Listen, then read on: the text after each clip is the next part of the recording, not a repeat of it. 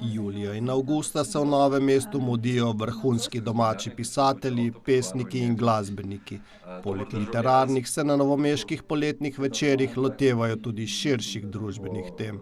S festivalom v mesto prinašajo razgibano kulturno dogajanje. Vsaka knjiga, vsak pogovor z avtorji in avtoricami je praznik domače knjige, žlahtne besede in klene misli. Festival sicer organizira založba Goga. Novomeški poletni večer je pač v bistvu festival, ki poteka 2 meseca in tematsko odpira zelo raznolične teme in raznorodne dogodke.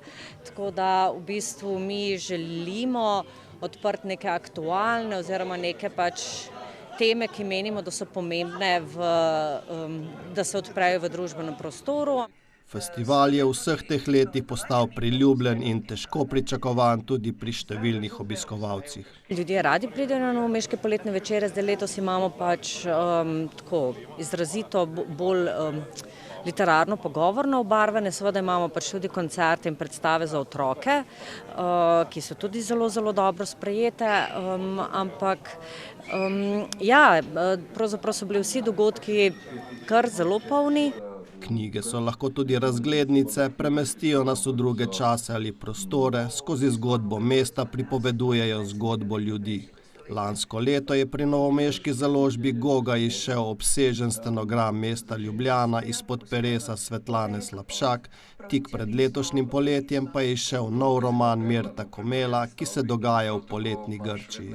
Ta roman ima 3 dele in vsak del v bistvu je malo tako žanrsko drugače obarvan. Prvi del je mogoče najbolj tako zelo sproščujoč plažni roman, ne samo da razgrnemo like pa dogajanje. Drugi je mogoče bolj akademski roman v tem smislu, da imamo to arheološko dogajanje do najdenja črepinje. Zadnja tretjina pa je detektivski roman brez umora. V Novo mesto se pogosto in z veseljem vrača. Kolikor vsaj jaz spremljam, mislim, da je lepo, da je literatura del kulturnega dogajanja, poleg koncertov in drugega. In tudi spremljam sam, kako bi rekel, kulturni razvoj Novega mesta. Mislim, da ta mestno jedro, da je lepo, da ima ta poletni kulturni utrip. V naslednjih tednih pa nas v sklopu festivala čaka še nekaj kulturnih presežkov. Zagotovo bi izpostavila pač to, da bomo se pogovarjali recimo o eni taki zelo aktualni temi, zdajle trenutno to je Kitajska v 21. stoletju, ko pride Zoran Abakovič.